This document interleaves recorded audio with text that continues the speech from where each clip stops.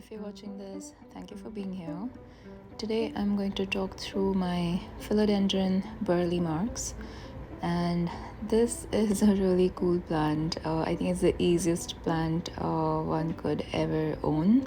I got this as a cutting from my office. I just went and I took about a single node which had 3 leaves on it, and you can see how flourished it is now.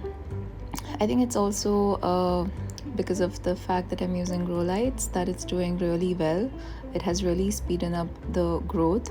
Not that without it it wasn't growing, it still was, but it's made a huge difference in the quality and the size of the leaves. Burle Marx is not that rare. It used to be, but now it's pretty common. And it was the first plant which the architect by the name of Burle Marx started to use in his designs, in his home designs, and that's how it became an important part of interior designing.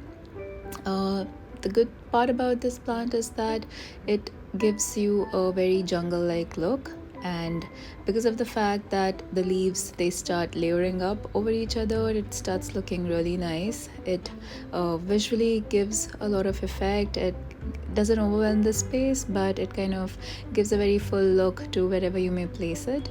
And of course there are a lot of variations of this plant, and there are a lot of varieties that you get. About the care of the plant, I have just put it in a glass pot or glass vase that I have, and I water it very rarely. I have watered this plant the least out of all the plants I have.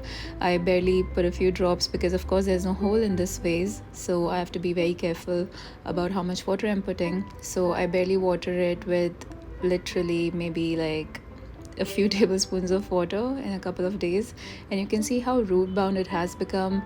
The roots look lovely, they're so good to look at, the patterns and how it's kind of taking up the space inside.